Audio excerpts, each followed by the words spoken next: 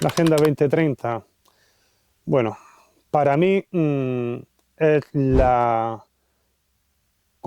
contraargumento contra unas preguntas incómodas que estaban empezando a hacerse contra algunos efectos de la globalización. Es decir, es un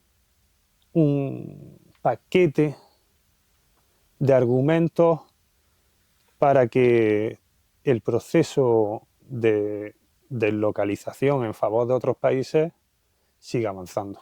Son unos objetivos muy genéricos. Cada país tiene unos problemas muy concretos. Después, claro, de estos objetivos de desarrollo sostenible, la clave no es la intención que presente, el nombre que presente. Por ejemplo, acabar con el hambre en el mundo, hacer un mejor uso del agua, mejorar la educación. La clave es cómo se desarrolla ese objetivo, a través de qué herramientas. Yo, por lo que estoy viendo, especialmente en Europa, no creo que solucione ninguno de los problemas que plantea. De hecho, los va a agravar. Hombre, eso está bastante claro. Los grandes grupos económicos que se están beneficiando de lo que es el desarrollo real de esos objetivos. O sea, si ves grandes empresas que tienen el logo 2030, no les tiene que molestar mucho, porque realmente mmm, se da un buen argumento, pero después el desarrollo, pues a lo mejor no es tan bueno, pero no les molesta a una empresa que decida voy a llevarme mi producción a un país con otras restricciones, no le molesta, porque en cambio tú has bajado la emisión en España y en el otro país que no se preocupa tanto por estos objetivos, pues puedes desarrollarla allí con otras tecnologías que a lo mejor no son tan costosas como te resultaría hacerlo aquí. Que si existe alguna propuesta alternativa, realmente no es necesaria, porque yo como pequeño empresario y por lo que veo a mi alrededor, nosotros siempre tratamos de producir mejor, tratamos de ser más eficientes y no necesitamos una agenda con unos objetivos marcados para lograr esos objetivos. Es decir, yo he visto aquí en la transformación de este campo, incluso te diría más, la generación que me precede, por ejemplo la de mi suegro, ellos vieron unos saltos en tecnología y eficiencia que no vinieron con ninguna recomendación, simplemente se dejó trabajar a la gente, se trabajó cada vez mejor, hemos pasado de tener un sistema de parrales totalmente antiguo a una tecnología de cultivos sin suelo, de lucha integrada, de obtener unas rentabilidades que hace 50 años eran inimaginables, y esto ha sido simplemente por el dejar fluir las cosas y asegurando que nuestra producción iba a tener una salida. En el ejemplo este que te he comentado, mi suegro, él dejó la agricultura hace unos años, él comenzó de como se empezaba antes, salir del colegio y empezar a trabajar. Él vivió a lo largo de su vida laboral, vivió la transformación de este campo desde cuando eran unos parrales para uva a los primeros invernaderos. Después él llegó a tener un cultivo sin suelo, es decir, en almohadilla hidropónica, y en los últimos años de su carrera manejar insectos auxiliares para combatir las plagas. Todo esto fue un proceso natural y lo vivió a lo largo de su vida laboral. Yo creo que con las tendencias que estamos llevando ahora de exportarlo todo fuera, nuestro futuro no va a tener el recorrido que pudo vivir la generación anterior. Un mundo más desigual. Un mundo mucho más desigual, especialmente en Europa, que es donde se está abrazando con más ímpetu este plan. En otros países pues tampoco va a ser mucho mejor, porque realmente son grandes corporaciones que llegan allí. No es como aquí, que fue un trabajo colectivo.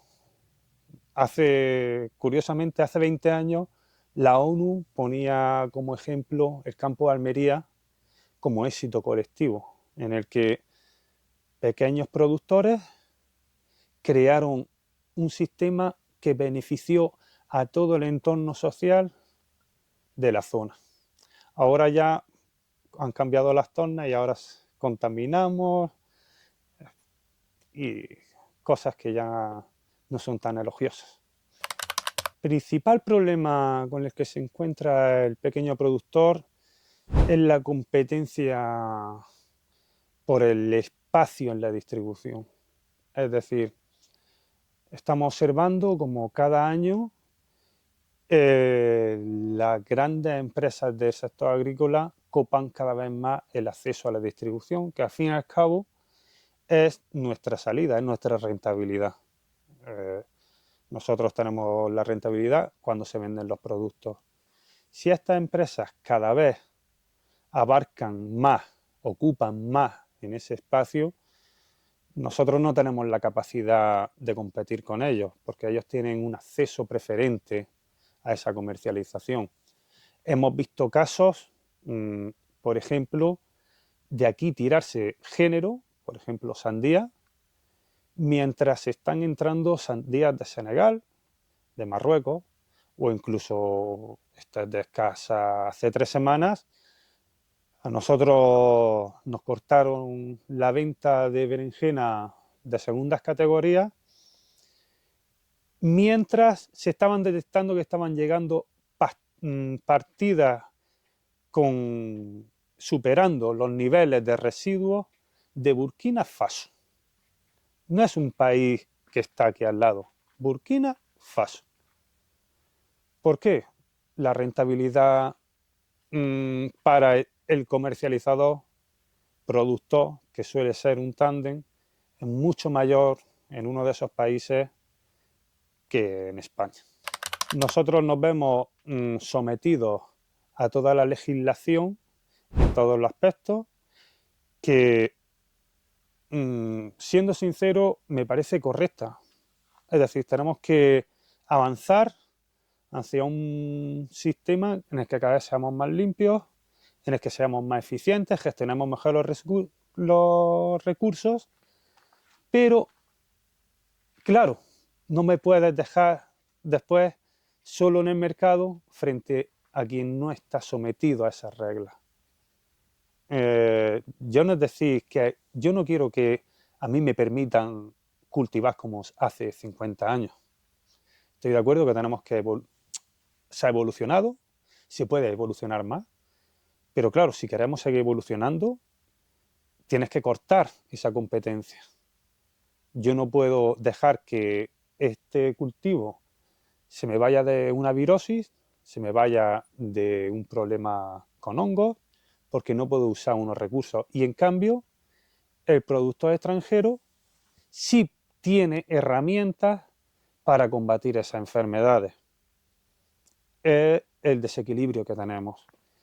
El año pasado hubo una gran virosis en Calabacino y casualmente coincidió con la prohibición de una materia activa que era muy eficaz contra el pulgón.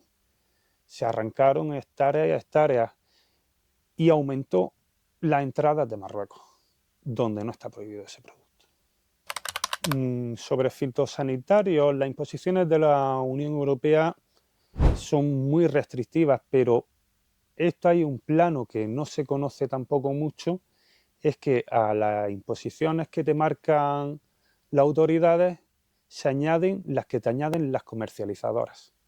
Es decir, tú puedes tener una materia activa que tiene su registro, es legal y puedes emplearla.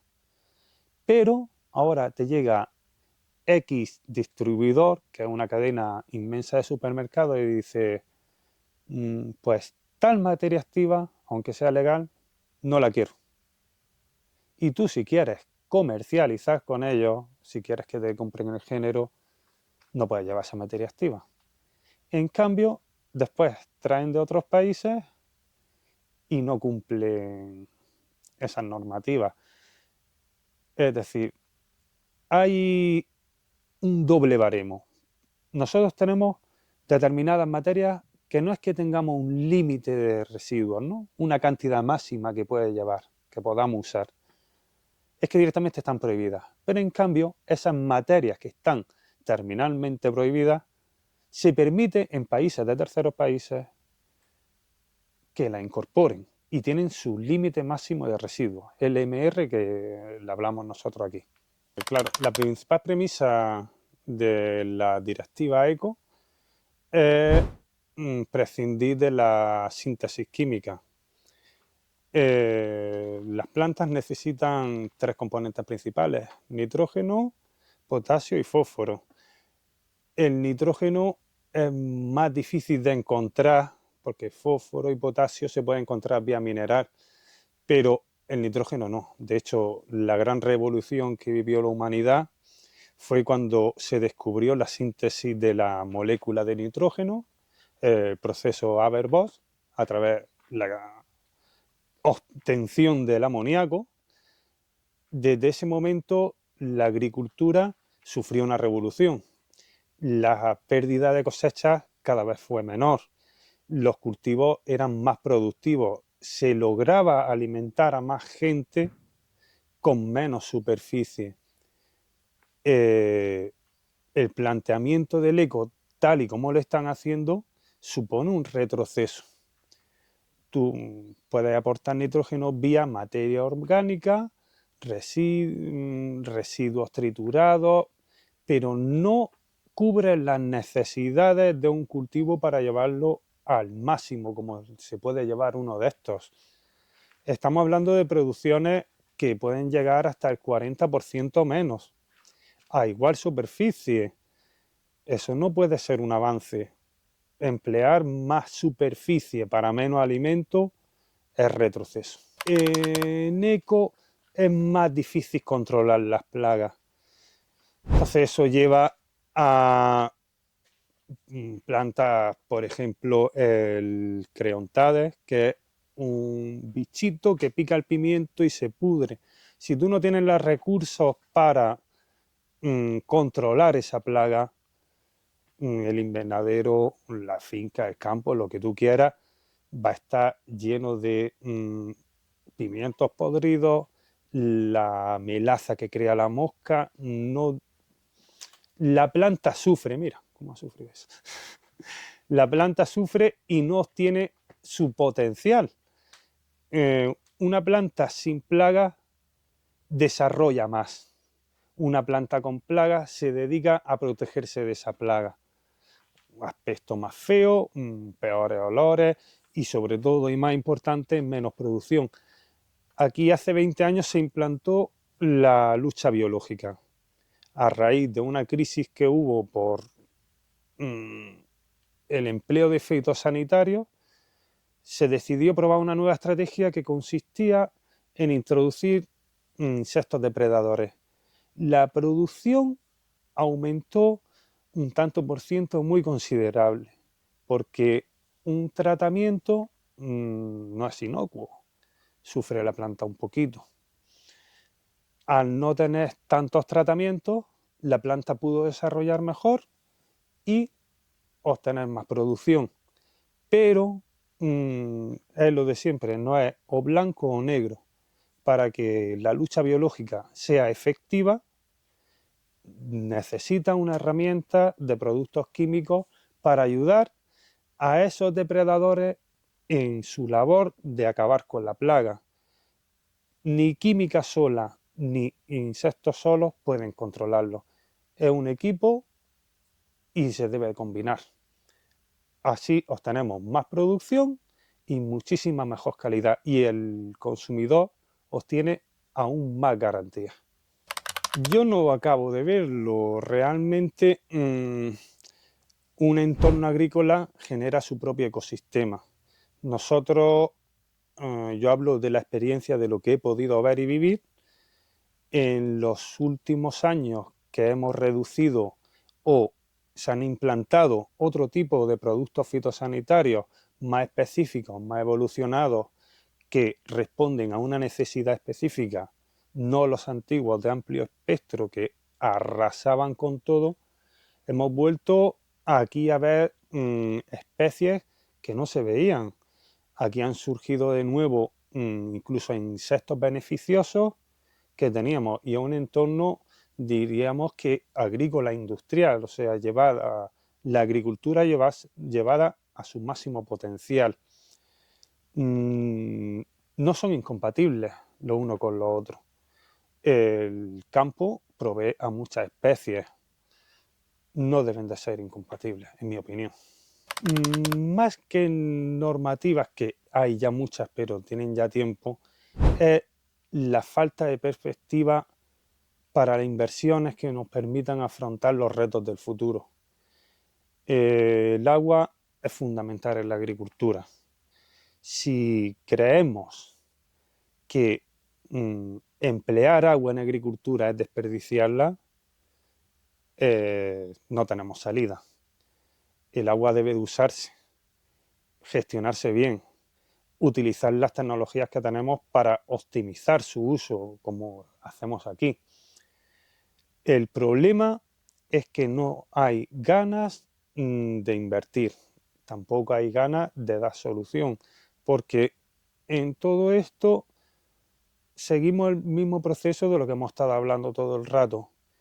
Hay más beneficios produciendo en otros países que produciendo aquí.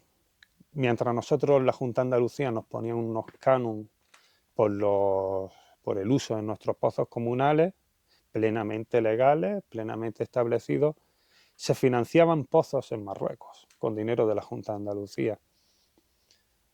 Hay mucho ahí. No es un problema de la agricultura, es un problema de cómo se comunica la agricultura. Convivencia a mí no llega a existir. Realmente aquí el volumen ha permitido que se creen sociedades paralelas.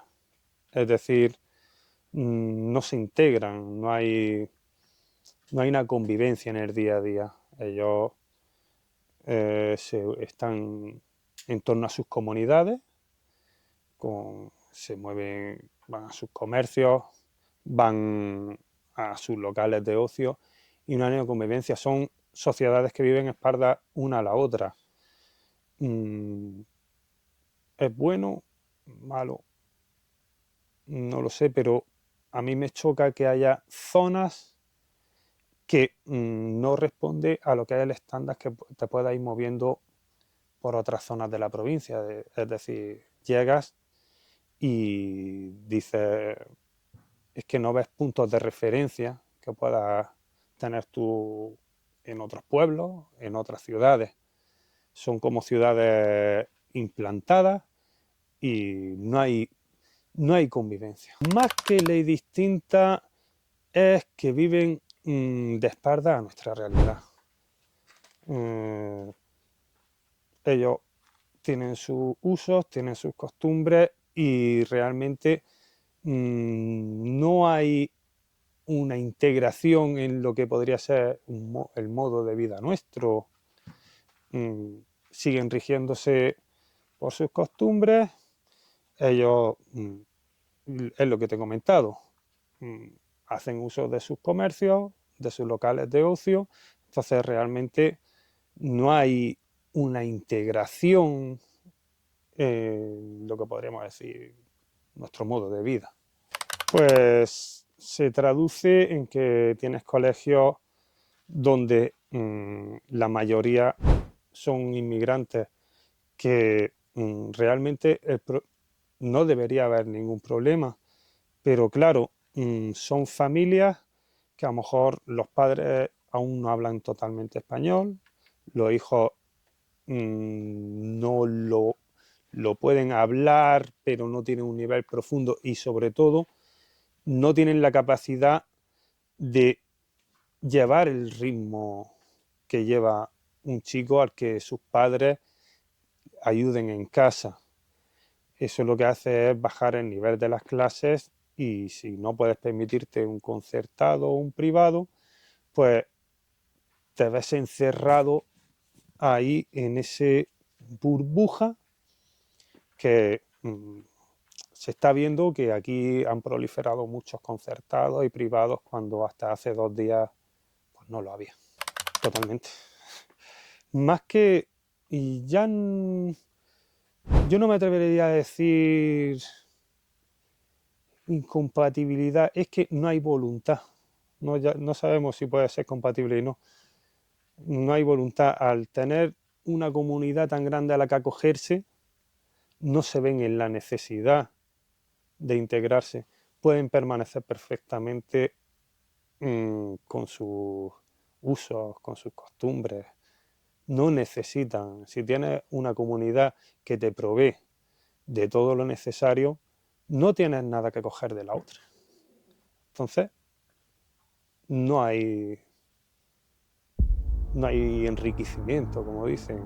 Simplemente, lo hemos dicho, sociedades paralelas, compartiendo un mismo territorio.